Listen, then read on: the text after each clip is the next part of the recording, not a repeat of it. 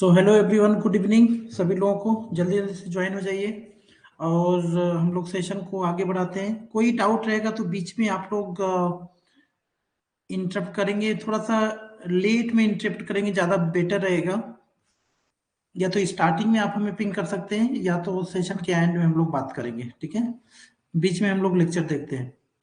तो आज का हमारा टॉपिक होने वाला है नेटवर्क बेसिक कॉन्सेप्ट, नेटवर्किंग के बारे में आगे बढ़ते हैं हम लोग। अगर हम लास्ट सेशन की बात करेंगे जहां पे हम लोगों ने नेटवर्क स्टार्ट किया था, मैंने आपको बताया था कि नेटवर्किंग अगर जानना हमें हमें क्या क्या टर्मिनोलॉजी पे ध्यान देना चाहिए। फिर से मैं एक बार रिपीट करता हूं उसको।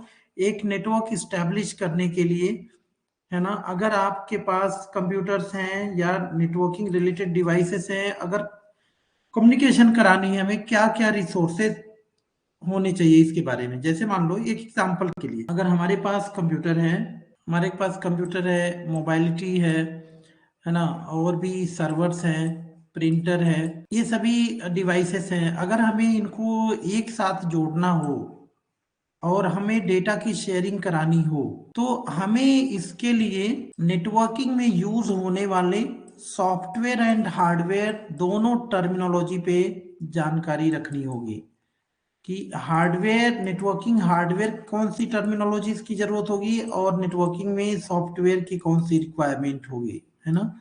ये जानकारी करनी होगी, यही चीज हमें जानना है। तो सबसे पहले हम लोग नेटवर्किंग में हार्डवेयर रिलेटेड क्या क्या रिसोर्सेस हमें चाहिए नेटवर्क स्टैब्लिश करने के लिए, ठीक है, उसके बारे में हम लोग बात करेंगे कि नेटवर्किंग करने के लिए क्या क्या हमें चाहिए। नेटवर्क डिवाइसेस की आवश्यकता होगी। क्या चीज? नेटवर्क डिवाइसेस की। अब ये नेटवर्किंग डिवाइसेस क्या क्या होती हैं इसके बारे में, और इसके बाद नेटवर्किंग मीडियम क्या होने वाला है उसका, मतलब केबल हो गया आपका या वायरलेस हो गया, जो भी है, मतलब कनेक्टिविटी के लिए। और ये हमारे बेसिकली दो रिसोर्सेस हमें हार्डवेयर लेवल की चाहिए। और इसके बाद हमें क्या चाहिए? इसके बाद हमें प्रोटोकॉल की आवश्यकता होगी। अब ये प्रोटोकॉल क्या है इसके बारे में हम लोग जानेंगे। प्रोटोकॉल के साथ साथ हमें क्या, एड्रेस के बारे में, वो सभी प्रोटोकॉल में आ जाएगा। तो मतलब हार्डवेयर में हमें क्या चाहिए? नेटवर्क डिवाइसेस और नेटवर्क केबल, ये दो डिवाइसेस के बारे में हमें जानना होगा।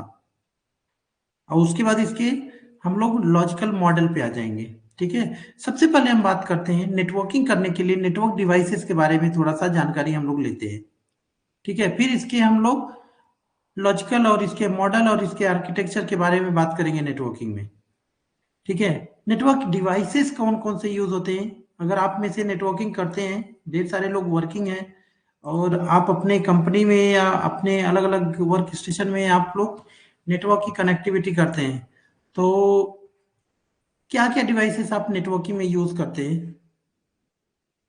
अगर हम नेटवर्क डिवाइसेस की बात करेंगे,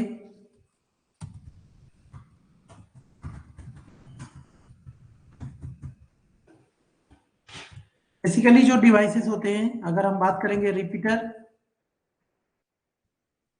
रिपीटर, हब, स्विचेस होते हैं, राउटर, फायरवॉल, ना, ये बेसिकली डिवाइसेस होते हैं। इसके बाद मॉडेम हो गया, ठीक है। मॉडेम में आप देखते होंगे एडीसीएल, एडीसीएल 2, ये सब होते हैं।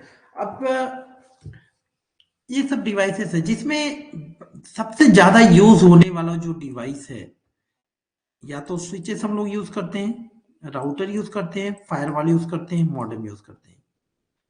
हब तो अब है नहीं, हब की अब यूज नहीं करते हम लोग। रिपीटर हम लोग यूज करते हैं जब हमें अपने नेटवर्क को क्या करना होता है, एक्सटेंड करना होता है। जैसे एक लिमिट को हमें एक्सटेंड करना होता है, तब हमें वहां पे हब की रिपीटर का यूज करते हैं, ठीक है। रिपीटर का एग्जांपल मैं बता दूं आप लोगों को, आप लोग समझ में आ जाएगा। ये आप में से जानता होगा रिपीटर। आप हब वाईफाई का भी रिपीटर लगाकर आप वाईफाई के रेंज को एक्सटेंड कर सकते हैं। उसका एक लिमिट दायरा होता है, लेकिन फिर भी हम एक्सटेंड कर लेते हैं। बड़ी बड़ी कंपनी में जहां देखते होंगे आप कि 2 फ्लोर बिल्डिंग है, 3 फ्लोर बिल्डिंग है, 4 फ्लोर की बिल्डिंग है, 7 फ्लोर की बिल्डिंग है और वाईफाई किसी एक फ्लोर पे लगा हुआ है, तो ऑफकोर्स क्योंकि बड़े शहर में जो बिल्डिंग बनती हैं वो साउंड प्रूफ, एयर प्रूफ एकदम रहती है, तो फिर ये क्वाइट डिफिकल्ट होगा कि ये जाना, क्योंकि आप जानते हैं जब वायरलेस आप यूज करें तो एयर का तो पासिंग होना चाहिए रूम में, तभी ये काम करेगा। अभी बेसमेंट में चले जाओ तो आपका वाईफाई काम नहीं करता, नेटवर्क नहीं काम करता बढ़िया प्रॉपरली, राइट। तो उस केस में हम लोग क्या करते हैं, वायरलेस का हब लगा के हर फ्लोर पे, और वहां से हम एक्सेस कर लेते हैं उसको। ठीक है, तो ये इसी प्रकार हम लोग रिपीटर को अलग अलग जगह पे। दूसरा एग्जांपल मैं बता दूं आपको, रेलवे स्टेशन पे आप जाते हो, अनाउंसमेंट होता है हर जगह, आप देखते होगे अनाउंसमेंट आपको प्रॉपर साउंड में आता है। उसका रीजन क्या होता है, जगह जगह पे क्या लगा हुआ है, रिपीटर लगा हुआ है। रिपीटर क्या करता है, जैसे मान लो एक नेटवर्क है हमारे पास, एक नेटवर्क, पहले नेटवर्किंग में हम लोग एक टोपोलॉजी यूज करते थे, उसका नाम था बस टोपोलॉजी। ठीक है, तो बस टोपोलॉजी में क्या हुआ करता था उस समय के नेटवर्क में कि एक हम बैकबोन केबल लेते थे, और इस बैकबोन केबल पे बीएनसी टी कनेक्टर के द्वारा हम लोग नेटवर्क की कनेक्टिविटी कर लेते थे, ऐसे जो डिवाइस हमारे कंप्यूटर होते थे ऐसे कनेक्ट कर लेते थे। तो यहाँ पे क्या होता था, जैसे मान लो यहाँ पे हमने 10 कंप्यूटर कनेक्ट कर दिया एक बैकबोन केबल पे।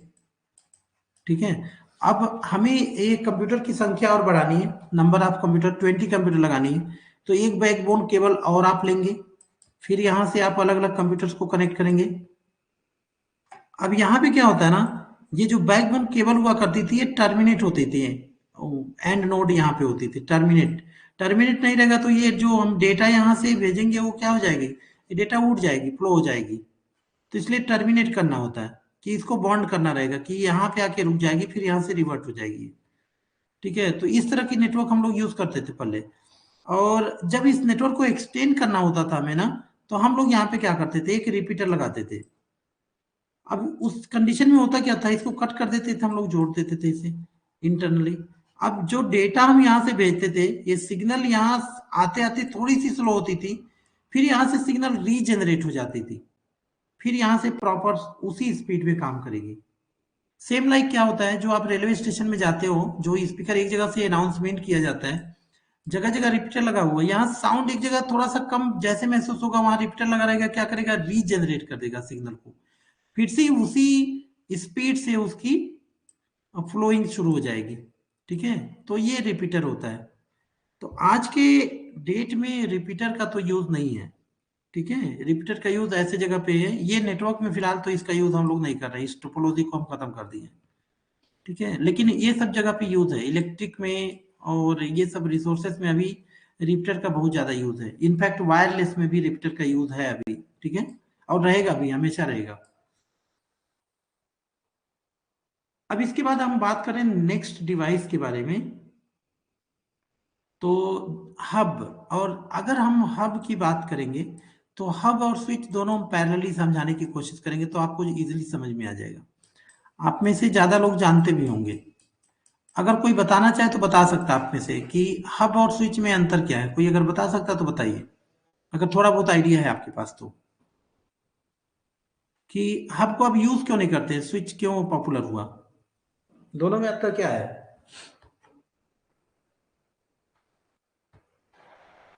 कोई बताएगा नहीं, चलो।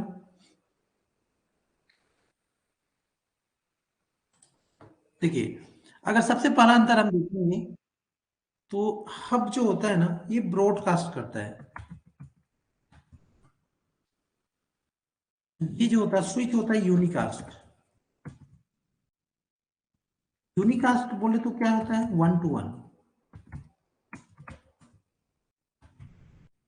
और ब्रॉडकास्ट मतलब वन टू ऑल होता है।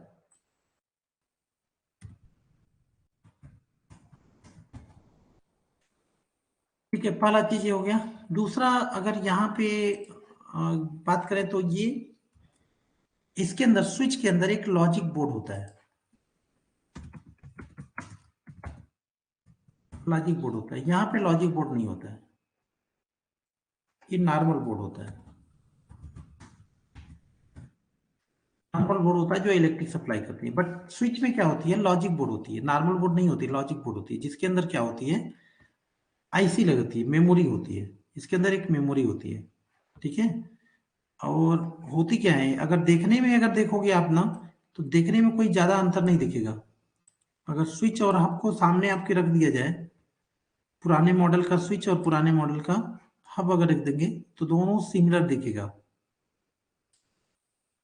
लेकिन अगर हम इसके पोर्ट में जाएंगे, जो इसकी पोर्ट होती है जहां से हम कनेक्ट करते हैं अपने केबल को, है ना, ये पोर्ट की संख्या आपको इसमें कम दिखेगी और स्विच में ज्यादा होती है। अगर हम एक स्विच की बात करेंगे, तो या तो ये आपको 5 पोर्ट का स्विच दिखेगा, 4 पोर्ट का भी मिलेगा, 8 पोर्ट का मिलेगा, 12 पोर्ट का, 16 पोर्ट, 24 पोर्ट एंड 48 पोर्ट तक का स्विच आपको मिलेगा। बट अगर हब की हम बात करेंगे, तो 8 पोर्ट का हब मिलेगा आपको, 12 पोर्ट का, 16 पोर्ट का, 20 मिलेगा, इससे मिलेगा, इससे ज्यादा नहीं मिलेगा आपको। मतलब अगर ये इसमें नेटवर्क करना है तो 24 कंप्यूटर की नेटवर्क आप कर सकते हैं एक हब से, और स्विच में 48 तक कर सकते हो आप। इतने पोर्ट का स्विच होता है। अब दोनों में अंतर क्या होता है देखो, जैसे मान लो यहाँ पे हमने कंप्यूटर कनेक्ट कर रखा है, ये सभी इंटरफेसेस से, RJ45 जो कनेक्टर होता है इसका, यहाँ पे स्विच में भी हमने कनेक्ट कर रखा है।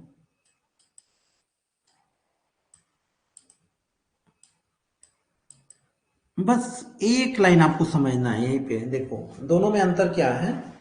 यहां से अगर कोई, मान लो ये PC1 है हमारा, यहां से कोई डेटा अगर आपको भेजनी है 1 से लेके, ये 2 है, 3 है, 4 है, 5 है, if you want to send any information from PC number 1 to PC number 5, then the information will be broadcast to all computers। मतलब वो इंफॉर्मेशन क्या हो जाएगी, डिस्ट्रीब्यूट हो जाएगी। ये पहले जाके इसको पूछेगा कि भैया आप PC5 हो, आपके लिए इंफॉर्मेशन है, इनको इनको मतलब डेटा रिवील हो गया सबके पास। ये प्रॉब्लम है इसमें। तो इसीलिए इसको हम क्या बोलते हैं, ब्रॉडकास्ट। जैसे आप फेसबुक में क्या करते हो, कोई चीज आप शेयर करते हो तो वो सबको जाता है। हाँ, इनफैक्ट अभी फेसबुक में पहले तो नहीं था, अब बना दिया गया कि आप अपने फ्रेंड को भेजना चाहते हो, शेयर करना चाहते हो, या पब्लिक में या प्राइवेट रखना चाहते हो, ये पहले नहीं था। पहले जब फेसबुक में था, उसमें क्या, हम जब ब्रॉडकास्ट करते थे तो सभी को जाता था, ठीक है, पब्लिकली एक ही ऑप्शन था। तो वैसे ही ये हब है। जैसे फेसबुक को मॉडिफाई किया गया बाद में, उसमें बहुत सारे ऑप्शन आ गए कि आप सबको भिजवाना चाहते हो, सबको शेयर करना चाहते हो, या एक को किसी मतलब अपने क्लोज फ्रेंड को, या प्राइवेटली रखना चाहते हो, या अलग अलग ऑप्शन है ना, सेम लाइक ये स्विच है यहाँ पे। अब इसी हब को स्विच में क्या किया गया, चेंजेस कर दिया गया। अब यहाँ पे जो इन्फॉर्मेशन आप चाहते हो ब्रॉडकास्ट कराना, तो ब्रॉडकास्ट आप करवा सकते हो, नहीं तो आप यूनिकास्ट, यूनिकास्ट मतलब 1 to 1। अगर हम कोई इन्फॉर्मेशन PC नंबर 1 से PC नंबर 4 को ट्रांसफर करना चाहेंगे, तो PC नंबर 4 को ही जाएगा। अब क्वेश्चन आता है, ये पॉसिबल कैसे है ना, ये पॉसिबल कैसे है? पॉसिबल ऐसे होती है कि कैसे ये करती है, पहले तो फ्लडिंग होती है, ध्यान देना। स्विच में पहली बार जब हम नेटवर्क में करते हैं ना, तो फर्स्ट टाइम क्या होती है, कोई आपसे इंटरव्यू में क्वेश्चन कर सकता है स्विच फ्लडिंग क्या होती है, फ्लडिंग मतलब क्या होती है। तो फ्लडिंग मतलब ये होती है, जब हम पहली बार एक स्विच हमने लिया, उसके अंदर जितने कंप्यूटर को हमने कनेक्ट किया, ठीक है, जब हम कनेक्ट करते हैं तो ऑटोमेटिक एक बार जो इन आपस में इनकी कनेक्टिविटी जो होती है, जितने स्विच हैं, ये एड्रेस फ्लड करते हैं, मतलब एक दूसरे को कम्युनिकेट करने की कोशिश करते हैं, ठीक है। तो पहली बार जब कोई डेटा हम करते हैं तो फ्लड हो, मतलब सभी को ब्रॉडकास्ट, पहला पहली बार ये ब्रॉडकास्ट होता है।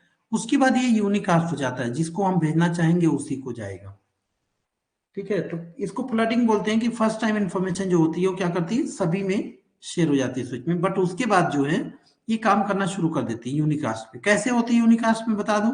अब इसके अंदर कोई मेमोरी नहीं होती, कोई लॉजिक बोर्ड नहीं होती, बट यहाँ पे एक लॉजिक बोर्ड है, ध्यान दीजिएगा। यहाँ पे एक लॉजिक बोर्ड है, उस लॉजिक बोर्ड में फिल्ट्रेशन आईसी है, फिल्टर आईसी लगे हुए हैं, ठीक है। और वो आईसी सभी, ये जो एनआईसी पोर्ट है इससे कनेक्टेड है। कौन सी आईसी है, फिल्टर आईसी आप बोलो, राइट। एक चीज हो गया। और यहाँ पे एक मेमोरी लगी हुई है, एक चिप लगी हुई है, उसको हम मेमोरी बोल रहे हैं। वो मेमोरी क्या करती है ना, एक टेबल जनरेट करती है। यहाँ पे उसके अंदर एक जगह है, उस जगह में एक टेबल जनरेट करती है, और जिस टेबल को हम बोलते हैं मैक टेबल। तो इसीलिए आप देखेंगे स्विच की प्रॉपर्टी में अगर देखोगे तो ये मैक टेबल जनरेट करती है। मैक टेबल, मैक का पूरा नाम आपको मालूम होगा, मीडिया एक्सेस कंट्रोल। ठीक है, इसके बारे में हम लोग पढ़ेंगे जब हम नेटवर्क एड्रेस पढ़ेंगे। तो स्विच में होता क्या है, एक मैक टेबल यहाँ पे जनरेट होता। अब जैसे आप क्या करते हो, कनेक्ट करते हो यहाँ पे कंप्यूटर, आपको जैसा कि मालूम है हर एक कंप्यूटर में, जिस कंप्यूटर में एनआईसी पोर्ट है या वायरलेस इंटरफेस है, मैंने फिर से रिपीट किया क्या, या तो एनआईसी पोर्ट है या तो वायरलेस पोर्ट है। अगर आप आज के लैपटॉप में देखेंगे तो नया लैपटॉप लोगे तो उसमें एनआईसी पोर्ट नहीं है।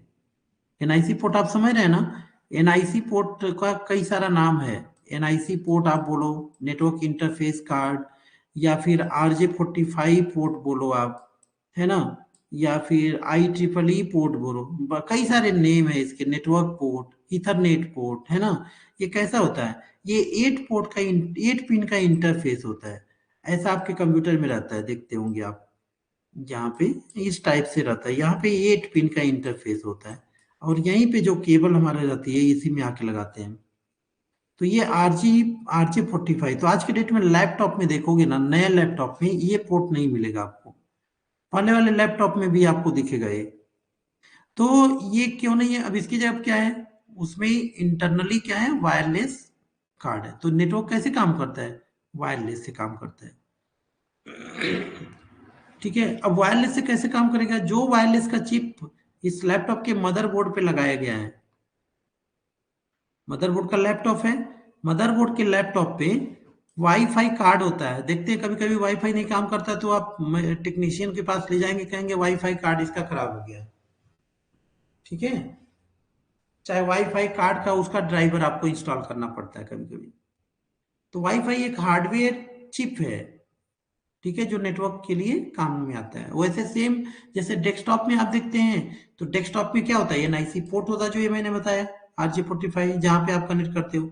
सर्वर में आप देखते हो, सर्वर कंप्यूटर में, तो सर्वर में कई सारे एनआईसी पोर्ट होते हैं, 4 एनआईसी पोर्ट मिलेगा, या 6 या 8 एनआईसी पोर्ट तक आपको सर्वर मिलेगा, क्योंकि अलग अलग उसमें नेटवर्क हम कनेक्ट करते हैं। एक नेटवर्क नहीं, कई नेटवर्क भी कनेक्ट कर सकते हैं एक सर्वर में, है ना।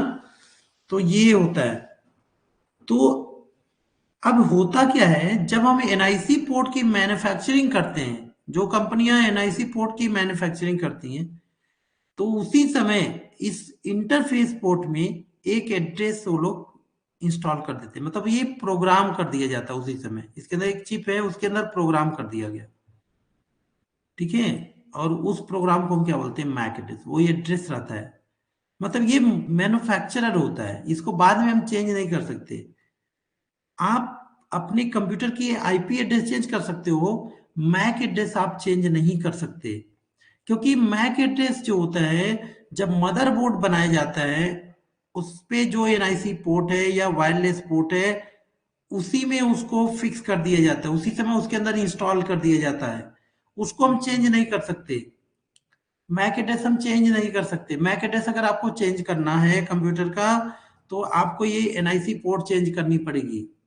अब वो एनआईसी पोर्ट चाहे आप अलग से उसको ऐड करवाओ, चाहे मदरबोर्ड को चेंज करो, जब तक इस एनआईसी पोर्ट को हम रखेंगे तब तक उस कंप्यूटर का मैक एड्रेस वही रहेगा।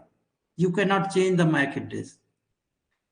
ठीक है, फिर से मैं रिपीट कर रहा हूँ, मैक एड्रेस हमारे कंप्यूटर का एक फिजिकल एड्रेस होता है, और वही मैक एड्रेस देखो यहाँ पे भी है, स्विच में भी है। जितने मतलब जहां भी ये इंटरफेस आप देखते हो, जहां भी इंटरफेस आप देखते हो, ये चाहे लैपटॉप में जाए, तो वहां पे क्या है, उसके अंदर एक मैक एड्रेस होता है। अब यहाँ ध्यान दीजिएगा, अब यहाँ पे जब हम कंप्यूटर को कनेक्ट करते हैं यहाँ नेटवर्क इंटरफेस कार्ड में, इलेक्ट्रिसिटी मिल जाती है पावर के द्वारा यहाँ पे, क्योंकि बोर्ड तो है इसके अंदर, है ना, नॉर्मल बोर्ड है। बट यहाँ पे कोई लॉजिक बोर्ड नहीं है, कोई फिल्टर आईसी नहीं है, और कोई मैक टेबल बनाने के लिए नहीं है यहाँ पे, मतलब कोई मेमोरी नहीं है। ठीक है, यहाँ पे कोई मेमोरी नहीं है। तो इसलिए जब हम कोई इंफॉर्मेशन को भेजते हैं तो ये क्या करता है, इसके पास कोई डेटा नहीं है इनका, है ना, कहीं पे चेक करने के लिए। जैसे हम क्या करते हैं, एक पोस्ट ऑफिस होता है एग्जाम्पल के लिए, गांव में आप जाते हैं, कई अलग अलग गांव हैं, वहां पे एक पोस्ट ऑफिस रहेगा। अगर आप कहीं बाहर से लेटर भेजते हो किसी गांव में, तो वो लेटर कहाँ पे आता है, पोस्ट ऑफिस पे आता है। और ये पोस्ट ऑफिस पे पोस्ट मास्टर क्या करता, देख लेता वहीं पे कि किस गांव का है, तो यहीं से उस पर्टिकुलर पोस्टमैन को देगा कि भैया ले जाके उस गांव में इस लेटर को भेज दो।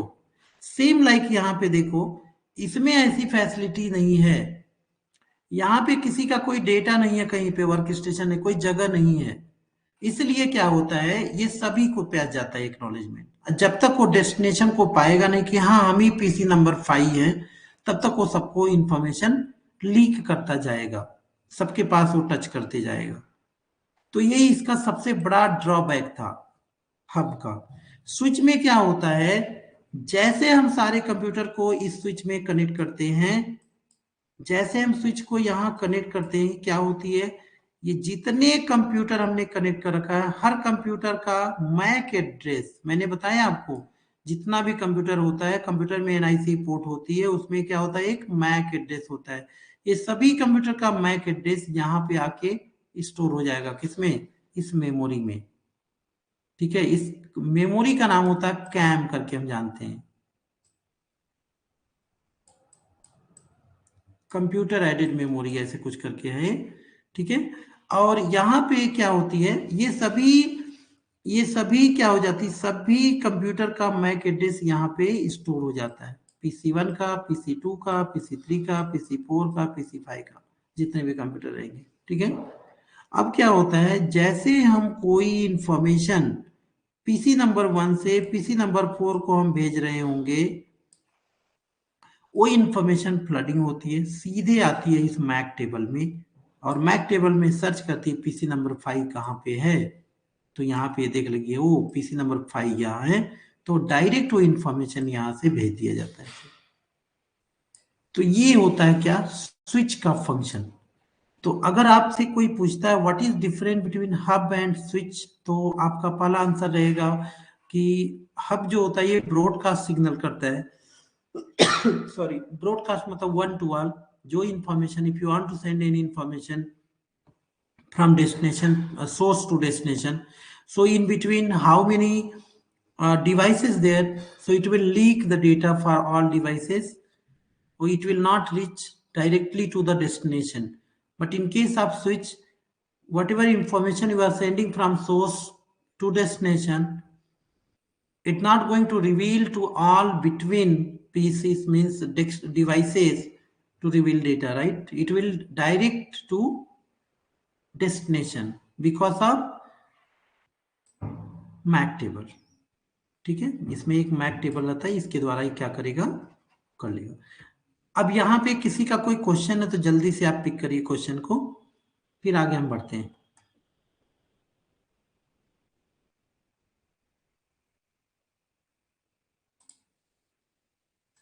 बोलिए, किसी को क्वेश्चन है, कोई डाउट है?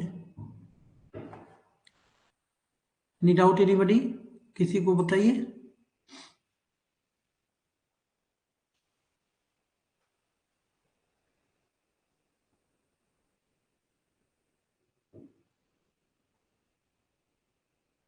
नहीं डाउट है, आगे बढ़ेंगे।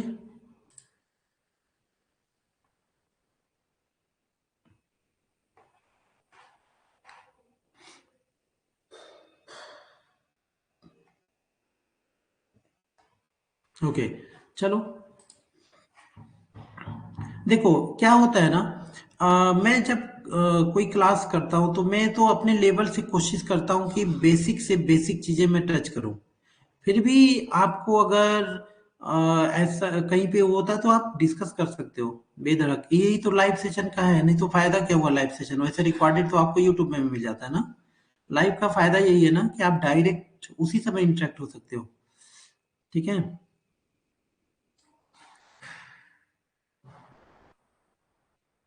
और दूसरी चीज मैं बता दूं, एक चीज और सभी लोगों को, ध्यान से कि टेक्नोलॉजी अगर आप एनहेंस करना चाहते हो आगे जो भी है, तो सॉलिड चीजें पढ़नी है और रिक्वायरमेंट चीजें पढ़नी है। जो आपका एक एम बनाओ, अपना फोकस बनाओ कि आपको रूट पे कितना भटकना नहीं इधर उधर। ठीक है, एक सॉलिड चीजें पढ़नी है। जो नॉलेज आप ले रहे हो, जैसे मैं अगर ये बता रहा हूँ आपको हब एंड स्विच, तो इसके बारे में एक नॉलेज आपने लिया, तो इसका एक नोट अपना बनाओ, एक क्वेश्चन तैयार कर लीजिए आप सॉलिड। यही आपके इंटरव्यू में क्रैक करने में काम में आएगा। ठीक है, ऐसे ऐसे सॉलिड जो, जैसे मैं क्यों ये ऐसे बता रहा हूँ डिफरेंसेस करके, क्योंकि जब भी ऐसे क्वेश्चन किया जाएगा तो ऐसे डिफरेंसेस करके क्वेश्चन किया जाता है डेस्कटॉप सपोर्ट लेवल के इंटरव्यू में ज्यादातर ऐसे। ठीक है,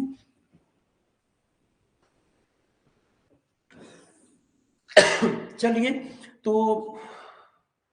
ये तो रहा हब और स्विच में डिफरेंसेस। मतलब आई होप आपको ये समझ में आ गया होगा कि स्विच में यूनिकास्ट कैसे होती है ना।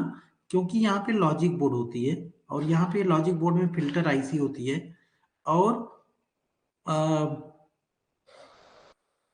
यहाँ पे क्या होती है, एक मेमोरी होती है। जब हम फर्स्ट टाइम सारे कंप्यूटर को हम कनेक्ट करते हैं, तो सभी कंप्यूटर का मैक एड्रेस इस मेमोरी में स्टोर हो जाती है, जिसको हम मैक टेबल बोलते हैं। एक टेबल के फॉर्म में आ जाती है। तो हमेशा स्विच में आपसे कोई पूछेगा स्विच क्या है, स्विच में मैक टेबल होती है, हब में नहीं होती है मैक टेबल। ठीक है, ये। अब हम बात करें आगे, तब ये क्या हो गया, हब क्या हो गया, फ्लॉप हो गया। हब अब यूज नहीं करते हम लोग इंडस्ट्री में, स्विच यूज करते हैं। फिर इसके बाद क्या किया गया, स्विच जब यूज होने लगा ज्यादा, तो स्विच में ज्यादा रिसर्च किया गया, स्विच को आगे एनहेंस किया गया, स्विच टेक्नोलॉजी आगे एनहेंस हुई। और स्विच में फर्दर क्या हुआ, स्विचेस को ज्यादा एनहेंस किया गया। इसमें अब दो तरह के स्विच होते हैं।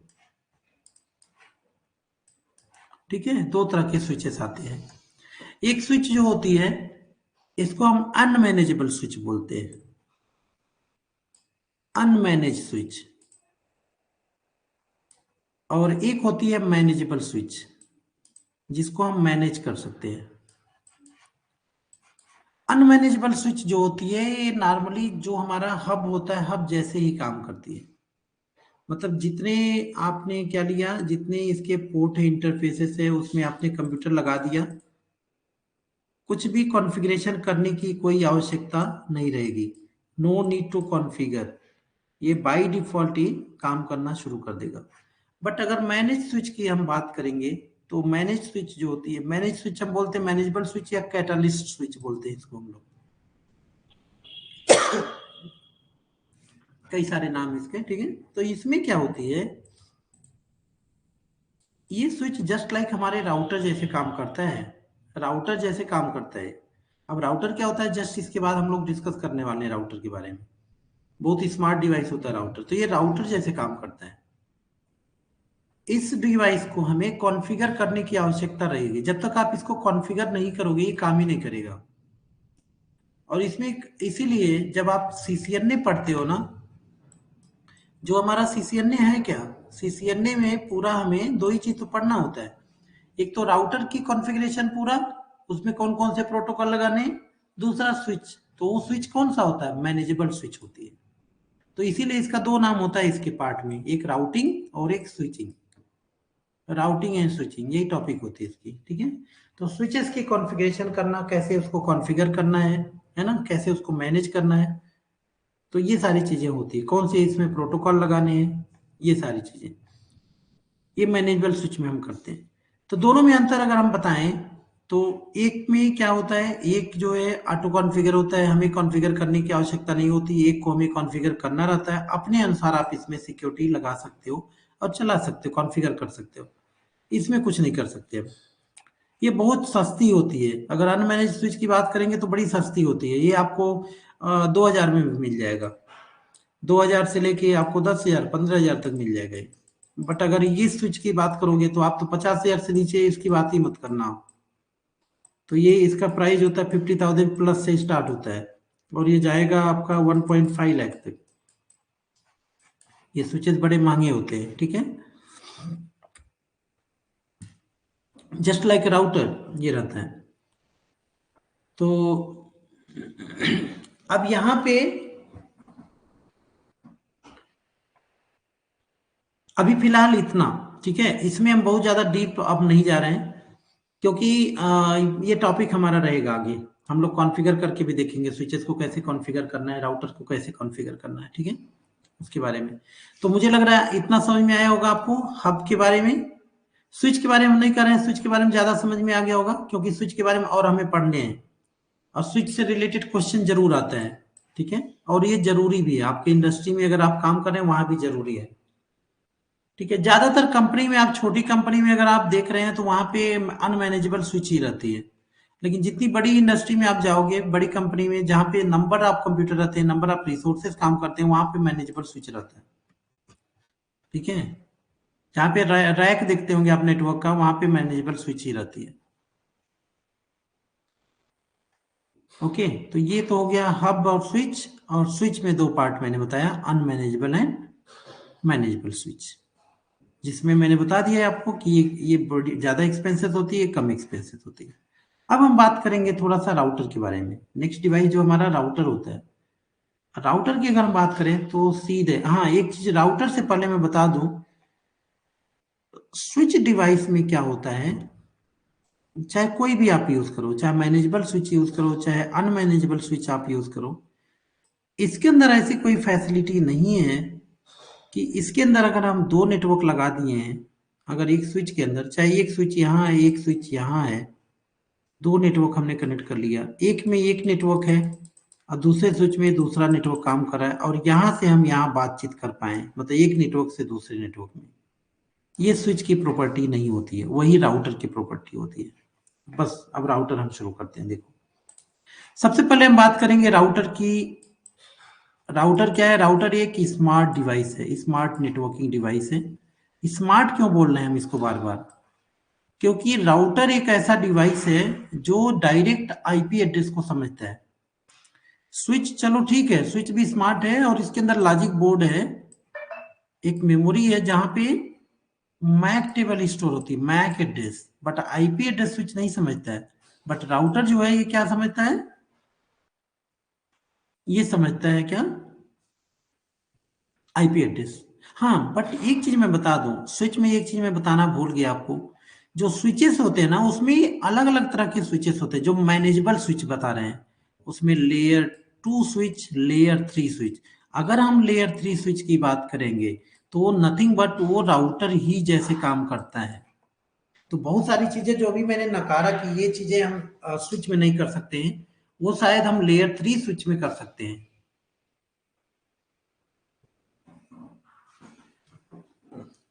एक मिनट।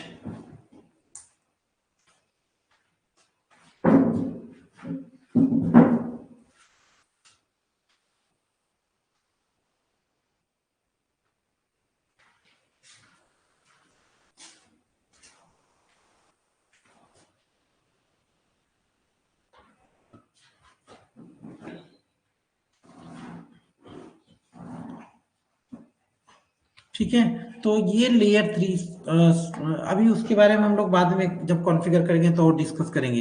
राउटर की बात करेंगे हम, तो राउटर की सबसे पहली प्रॉपर्टी क्या होती है? राउटर आपको, अगर आप राउटर कॉन्फ़िगर, ऐसे आपको इसका सिंबल मिलेगा, इस तरह का सिंबल देखने को मिलेगा, ऐसा रहता नहीं है, ये सिंबल है, ठीक है, देखने में तो आपको स्विच जैसे ही रहेगा ऐसे। अब ये राउटर के पोर्ट कौन से, इंटरफेसेस कौन से, इनके बारे में हम लोग बात करेंगे। राउटर का पूरा टॉपिक ही रहेगा हमारा, जैसे स्विच का पूरा टॉपिक रहेगा, राउटर का पूरा टॉपिक रहेगा, ठीक है। अभी हम केवल सारे डिवाइसेस को इंट्रोड्यूस कर रहे हैं आपके सामने। तो राउटर में स्विच जैसे बहुत सारे पोर्ट नहीं रहते हैं। इथरनेट पोर्ट कितना रहेगा? 2 रहेगा या 3 रहेगा, क्योंकि इथरनेट पोर्ट जहां भी रहेगा वहीं से हम क्या करते हैं, स्विच को अपने कनेक्ट करते हैं। तो राउटर में हम क्या करते हैं, स्विच कनेक्ट करते हैं, एक स्विच, दो स्विच, तीन स्विच, ऐसे कनेक्ट करते हैं। अब कनेक्टिविटी कैसे होती है इंडस्ट्री में? देखो, ये राउटर है, राउटर से हम क्या करते हैं, स्विच को कनेक्ट करते हैं। और स्विच में अगर हम बात करें, बहुत बड़ा नेटवर्क अगर आपका है तो लेयर 3 स्विच कनेक्ट करते हैं, लेयर 3 स्विच से हम लेयर 2 स्विच को कनेक्ट करते हैं, अलग अलग, अगर बहुत बड़ा नेटवर्क आपको बनाने हैं तो। और नहीं तो डायरेक्ट हम लेयर 2 स्विच को कनेक्ट करेंगे ऐसे, ठीक है। अब यहां से हम लोग पीसी को कनेक्ट करते हैं अपने कंप्यूटर को। चलो हम बात करते हैं, एक नेटवर्क हमारा यहां पर है। सबसे मेन प्रॉपर्टी राउटर की पहली प्रॉपर्टी देखो, पहला फीचर्स क्या है इसका, कि एक नेटवर्क ये है, एक नेटवर्क यहां पे है, राइट। इसको मैं मिटा दे रहा हूं। चलिए एक नेटवर्क यहां पे हो गया, एक नेटवर्क यहां पे है हमारा, चाहे लेयर 3 चाहे लेयर 2 जैसे भी हमने यहां पे ले लिया। चलिए इस नेटवर्क में ये नेटवर्क हमारा है 10.0.0.x ये है, और ये नेटवर्क जो है हमारा 172.16.0.x ये है, ये नेटवर्क है। तो राउटर अगर है तो ये पॉसिबल है, यहां से यहां हम कम्युनिकेशन करा सकते हैं। इसीलिए तो जब आप वर्क फ्रॉम होम करते हो, वर्क फ्रॉम होम करते तो क्या होता है, आपके घर का जो नेटवर्क रहता है वो तो हमारा क्या होता है, पब्लिक होता है, दूसरा रेंज रहता है। कंपनी के अंदर हम लोकली कनेक्ट करते हैं अपने सर्वर को, तो हम वीपीएन का यूज करते हैं। तो पॉसिबल कैसे है, क्योंकि कंपनी के अंदर राउटर है और राउटर में हम लोग कॉन्फ़िगर कर रखे हैं, उस प्रोसीजर को हम नेट बोलते हैं, ये कॉन्फ़िगर किया गया है, जो कन्वर्ट नेटवर्क एड्रेस ट्रांसलेशन ये कन्वर्ट कर देता है पब्लिक आईपी को प्राइवेट आईपी में, ठीक है। तो जब हम यहाँ से लॉगिन करते हैं अपने यूजर को वर्क फ्रॉम होम करके, तो वो जाता है, हमारा आईपी पब्लिकली वहां जाता है, वो कन्वर्ट कर देता है प्राइवेट में, तो हम इंटर हो जाते हैं अपने ऑर्गेनाइजेशन के सर्वर में, तो लॉगिन कर पाते हैं हम लोग, ठीक है। तो सब कुछ होता है बिकॉज ऑफ राउटर, ये ये फंक्शन राउटर के अंदर ही होता है। Router can identify different class network, router also can identify and can manage different protocol for different network, मतलब एक नेटवर्क में दूसरा प्रोटोकॉल है, दूसरे नेटवर्क में दूसरा प्रोटोकॉल है, ये प्रोटोकॉल भी आपस में कम्युनिकेट करने में सक्षम है राउटर में।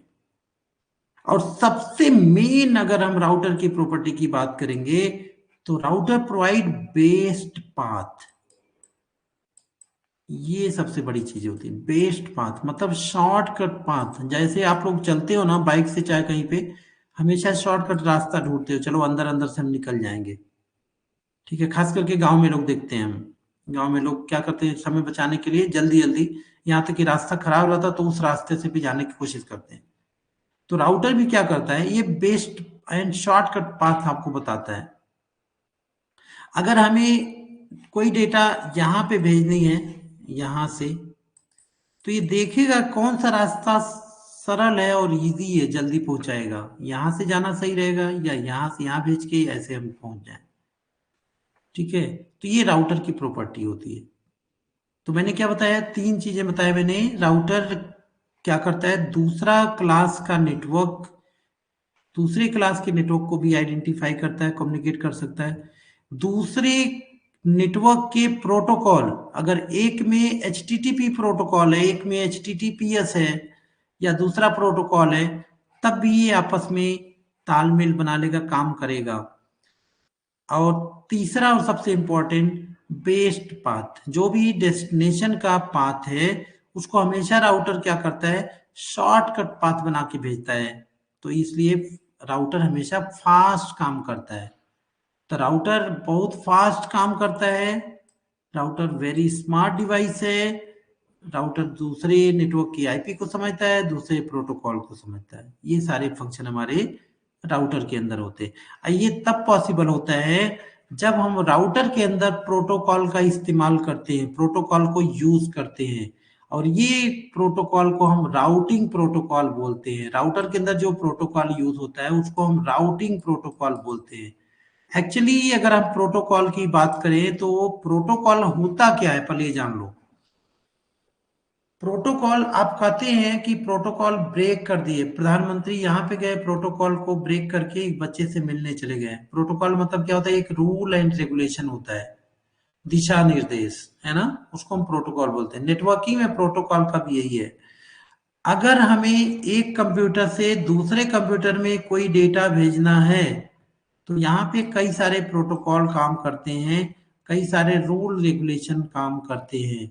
अगर आप एक जगह से दूसरी जगह कहीं जाते हो तो आपको रूल रेगुलेशन फॉलो करना होता है। क्या ट्रैफिक है, लेफ्ट जाना है, राइट जाना है, सिग्नल है, रेड लाइट है, ग्रीन लाइट है, क्या क्या है, हेलमेट लगाना है, सीट बेल्ट लगाना है, कार में बैठे हो तो अलग अलग चीजें आपको देखनी है कि नहीं देखनी है। तो ये रूल रेगुलेशन होता है। तो सेम लाइक हमारा कंप्यूटर में अगर नेटवर्किंग में क्या करते हैं, हम डेटा को अगर सेंड करते हैं एक नेटवर्क से दूसरे नेटवर्क में, तो जो भी रूल रेगुलेशन काम करता है इसमें हार्डवेयर के द्वारा या सॉफ्टवेयर, उसी को हम प्रोटोकॉल बोलते हैं। ठीक है, तो ये प्रोटोकॉल दो प्रकार के होते हैं, एक राउटेड प्रोटोकॉल होता है और एक राउटिंग प्रोटोकॉल होता है। प्रोटोकॉल भी दो तरह का होता है, कौन कौन मैंने बताया प्रोटोकॉल।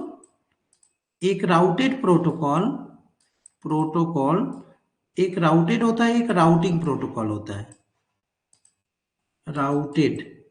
और एक क्या होता है, राउटिंग प्रोटोकॉल। अब दोनों में अंतर क्या होता है, राउटिंग प्रोटोकॉल को हमें कॉन्फ़िगर करना पड़ता है manually, routed configure pre configure रहता है, we need not to configure this. आपसे इंटरव्यू में ये भी बड़ा इंपॉर्टेंट क्वेश्चन है, what is difference between routed protocol and routing protocol. ठीक है, ये भी पूछ सकता है कोई, प्रोटोकॉल क्या है। तो protocol is a set of rules and regulation to send any acknowledgement, any information from a network, from one computer, one PC, one machine to another machine in a network, right? The network can be same or different. तो ये एक rule and regulation होता है, उसको हम protocol बोलते हैं। दो प्रकार का होता है, कौन कौन, routed and routing protocol. Routed protocol को हमें कॉन्फ़िगर करने की आवश्यकता नहीं होती है और राउटिंग प्रोटोकॉल को हमें कॉन्फ़िगर करनी पड़ती है। जब तक आप कॉन्फ़िगर नहीं करोगे तब तक ये काम नहीं करेगा। तो राउटर में जितने प्रोटोकॉल होते हैं ये राउटिंग प्रोटोकॉल होता है, जिसको हमें कॉन्फ़िगर करनी होती है, जैसा कि RIP का नाम सुने होंगे आप, EIGRP, EIGRP एंड OSPF, ये सभी हमारे प्रोटोकॉल होते हैं राउटर के। आप इनको कॉन्फ़िगर करके आप राउटिंग कर लेते हैं। जब ये कॉन्फ़िगर करते हैं ना तो राउटर के अंदर जो मेमोरी है वहां पे एक राउटिंग टेबल बनती है। जैसे स्विच के अंदर आप देखिए क्या मैक टेबल बन रहा था, वैसे राउटर के अंदर एक राउटिंग टेबल बन जाता है। अब इस केस में क्या होता है, स्विच में क्या हो रहा था, जितने हम स्विच में कंप्यूटर लगा रखे थे वो सारे कंप्यूटर का मैक एड्रेस यहाँ पे एक मैक टेबल में स्टोर हो जाती है, मैक टेबल जिसे बोलते हैं। राउटर के केस में क्या होता है, जब हम राउटिंग करते हैं ना तो जितने इस नेटवर्क में जितने भी आईपी एड्रेस है सबका एक आईपी टेबल बन जाता है। इसीलिए तो जब आप कोई साइट सर्च करते हो, जब आप कोई साइट सर्च करते हो ना तो होती क्या है, वो साइट में जितने सर्वर रहते हैं, जितने राउटर्स रहते हैं, सबका एक्नॉलेजमेंट आपको मिल जाता है एक जगह से, क्योंकि एक जगह ये सभी आईपी स्टोर रहते हैं।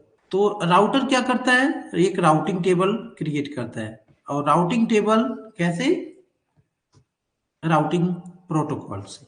ठीक है, ये प्रोटोकॉल की मदद से हम करते हैं, कोई एक प्रोटोकॉल हम यूज करेंगे तो इसमें आपको मालूम चल जाएगा बाद में कि क्या डिफरेंसेस इन प्रोटोकॉल के बीच में। जब हमें कॉन्फ़िगर करना रहता है तो हम कोई एक ही प्रोटोकॉल यूज करते हैं, लेकिन इसमें अंतर क्या है, क्या क्या प्रोटोकॉल है, इनके बारे में हम लोग राउटर में पढ़ेंगे। ठीक है, राउटेड प्रोटोकॉल ये बाय डिफॉल्ट रहता है, इसको हमें कॉन्फ़िगर करने की आवश्यकता नहीं होती। जैसा कि एग्जांपल के लिए DHCP, DNS, FTP, HTTP, SMTP, POP3, ये जितने प्रोटोकॉल हैं सब राउटेड प्रोटोकॉल हैं।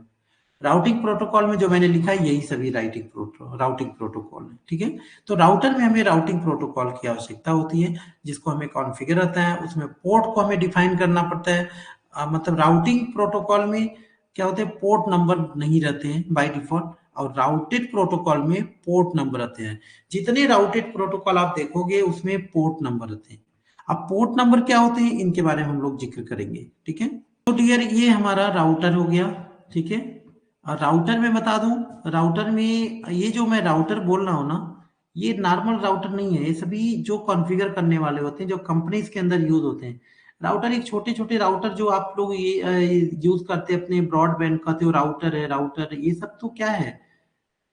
ये नॉर्मल राउटर हैं, ठीक है? इनको हमें ग्राफिकली 2 तरह के राउटर होते हैं, एक ग्राफिकली जो कॉन्फ़िगर करते हैं, ये तो बड़ा ईज़ी कॉन्फ़िगरेशन रहता है। नॉर्मली जो आप टीपी लिंक का यूज़ करते हो या डी लिंक का यूज़ करते हो, अलग-अलग राउटर नहीं आता है जो हम नेटो इंटरनेट लगाते हैं तो वाई-फाई का राउटर जिसको हम बेसिकली ये राउटर नहीं है, ये बेसिकली ये राउटर नहीं है, इसका नाम क्या है एडीसीएल लेयर 2 है, एडीएसएल 2 एडीएसएल एंड एडीसीएल 2 ये ऐसे करके होता है, ठीक है। और जो हम मॉड्यूलर राउटर की बात कर रहे हैं, ठीक है, वो तो हमें कॉन्फ़िगर करना होता है। सिस्को के राउटर, जेनिफर के राउटर जो आते हैं, जिसको जब तक हम कॉन्फ़िगर नहीं करेंगे वो काम ही नहीं करेगा, ठीक है। और वो भी वो प्रोटोकॉल के द्वारा कॉन्फ़िगर। ये सब जो राउटर आते हैं जो नॉर्मली आप लोग यूज़ करते हो इंटरनेट के लिए, जैसे मान लो आपने कोई इंटरनेट का कनेक्शन लिया, तो वहाँ पे आप क्या लेते हो, एक केबल आता है, जो भी चाहे फाइबर ऑप्टिक्स का जो भी उसको हम क्या करते हैं अपने एक राउटर से कनेक्ट करते हैं, राइट। अब इसके बाद अगर आप चाहो तो अपनी कंपनी के अंदर ढेर सारे कंप्यूटर है तो आप चाहो तो स्विच लगा लो, यहाँ से आप स्विच केबल के द्वारा लगा लो।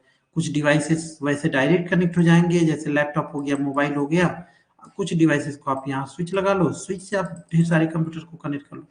तो इस तरह का हम लोग नेटवर्क यूज करते हैं। तो इसको जो हम लोग कॉन्फ़िगर करते हैं ना, ये कहते हैं राउटर, ये रियल में ये राउटर नहीं होता है, ये ADCL2 होता है, ADSL2, ठीक है।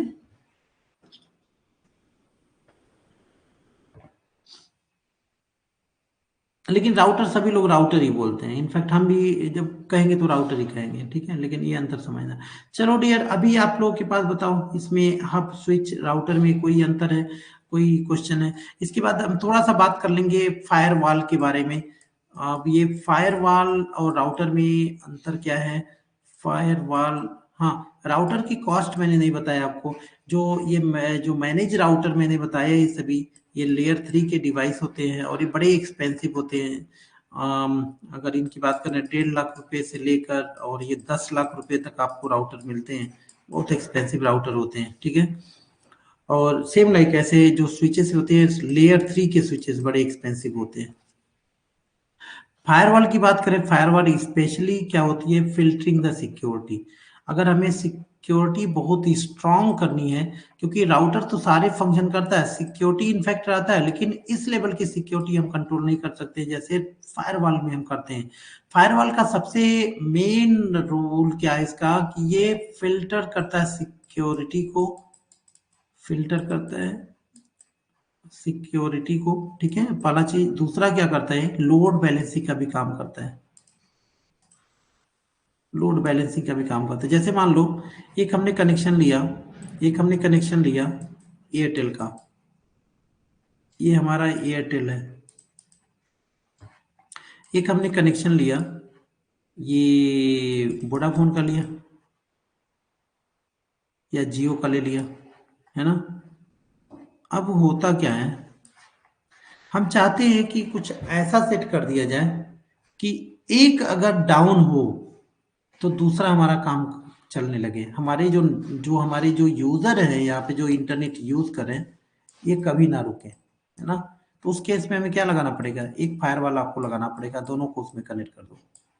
तो इसका बेनिफिट क्या रहेगा, पहला बेनिफिट ये रहेगा कि ये लोड बैलेंस का काम करेगा, एक अगर जाएगा तो दूसरा काम करेगा, या दोनों अगर चल रहे होंगे तो दोनों से किसी यूजर को इससे मिल रहा होगा, किसी यूजर को इससे मिल रहा होगा, ठीक है, यूजर को मालूम नहीं चलेगा। ये चीजें, ये बेनिफिट है फायरवॉल का। दूसरा चीज क्या करता है, सिक्योरिटी को फिल्टर करता है। और तीसरा बैंडविड्थ की सेटिंग कर सकते हो। बैंडविड्थ, बैंडविड्थ मतलब क्या, हम चाहते हैं कि हमारे जो जितने कंप्यूटर हैं उसमें स्पीड फिक्स कर दिए जाए कि 1 kbps स्पीड होना है, उससे ज़्यादा स्पीड नहीं होना, क्योंकि जो हमारे यूज़र हैं वो मनमाना यूज़ करते हैं, अनयूजेबल थिंग करते हैं, ठीक है। तो हम क्या करते हैं, स्पीड को बैन कर देते हैं। ये सब तभी पॉसिबल होता है, या कुछ कंप्यूटर की हम ज़्यादा स्पीड करके रखते हैं, कुछ कंप्यूटर को कुछ ऐसा कुछ सेटिंग करनी है, रूल बनाना होता है हमें। ये सभी रूल हम किसके अंदर करते हैं? फायरवॉल के अंदर ही करते हैं, ठीक है। तो फायरवॉल डिवाइस ये सब के लिए होता है, स्पेशल वर्क के लिए होता है। और इसको हम कंपनी में लगाते कहाँ पे हैं? अगर इस कंपनी को रियल टाइम अगर इसका यूज आप जानना चाहते हो तो मैं बता दूं, एक मान लो कंपनी, फायरवॉल क्यों बोलते हैं हम इसको, उसका मैं बता देता हूँ नाम इसका क्यों है ऐसे। ये आपकी कंपनी है और यहाँ पे आपके सर्वर और रखे हुए हैं, और सर्वर से मान लो आपका यहाँ पे राउटर लगा हुआ है, राउटर और नेटवर्क जो भी आपका यहाँ पे स्टेब्लिश चल रहे हैं। अब होता क्या है, यहाँ पे हम लगाते हैं फायरवॉल, और फायरवॉल से हम कनेक्ट करते हैं राउटर को, राउटर से होते हुए स्विच, और फिर यहाँ स्विच से ये सारे कंप्यूटर वगैरह को ऐसे सप्लाई हो रही है नेटवर्क हमारी, ठीक है।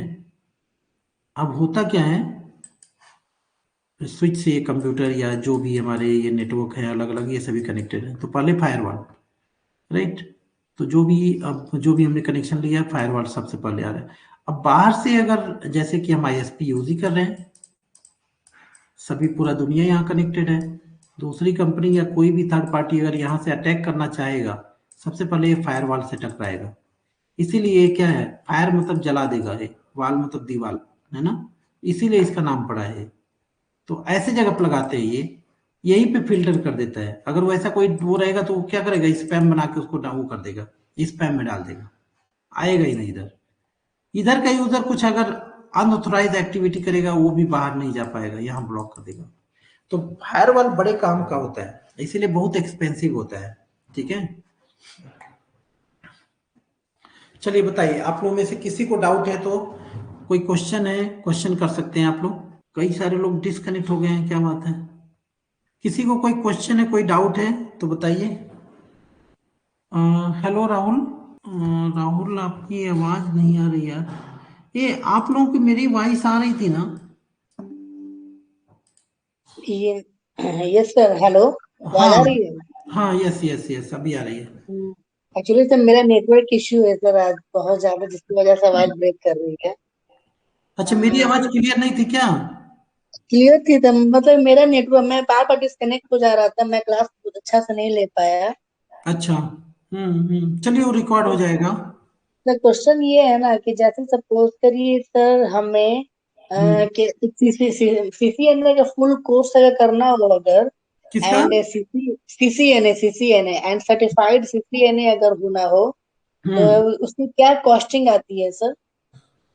ये जो सिस्को का सर्टिफिकेशन का बड़ा महंगा चार्ज है डियर। वो लगभग लगभग $180 के आसपास में है। मतलब अगर इंडियन रुपीस में बता दूं आप आज के डेट में, तो ये 23,000 से 25,000 रुपये का कॉस्टिंग इसकी आएगी। अच्छा, तो उसका बेनिफिट क्या होगा सर करने से? बेनिफिट देखो, मैं तो राय नहीं दूंगा आपको। अगर आप सर्वर लाइन में जा रहे हैं ना, अगर इस लाइन में कि अगर विंडो सर्वर फिर वर्चुअलाइजेशन और क्लाउड कंप्यूटिंग में जा रहे हैं, तो बेस्ट है आप क्लाउड कंप्यूटिंग का एक एग्जाम लिख लेना। जो एजेड 900 है, या एजेड आपका 104 है, इसको आप लिख लेना, ठीक है। जो कि बहुत सस्ता पड़ेगा, $80 में हो जाएगा, और बेस्ट रहता है। इस रूट पे जाइए आप। सीसीएनए अगर जाना है, सीसीएनए तो सीसीएनए आप सिस्को का सर्टिफिकेशन नाम लो, आप सीसीएनए का स्टडी करना शुरू करिए, और मैं सर्टिफिकेट आपको जो दूंगा वो वैलिड रहेगा, आप कहीं भी दिखा सकते हो कंपनी में, I have completed my CCNA course from this institute, ठीक है। ये पैसे एक्सपेंस करने की आवश्यकता नहीं है आपको, इसका बहुत ज्यादा बेनिफिट मिलता नहीं है, जान लो। ग्लोबल सर्टिफिकेशन के चक्कर में बहुत ज्यादा ना पड़िए आप लोग, ठीक है। राहुल आपको आवाज सुनाई दे रही है? ठीक है डियर, फिर आज के लिए सेशन को यहीं पे हम लोग स्टॉप करते हैं। और किसी को कोई क्वेश्चन है तो कर सकता है। आई कैन अंडरस्टैंड ये थोड़े सी बोरिंग चैप्टर होगा, लेकिन समझना तो पड़ेगा लॉजिक इसका, ठीक है। ओके, तो good night all of you.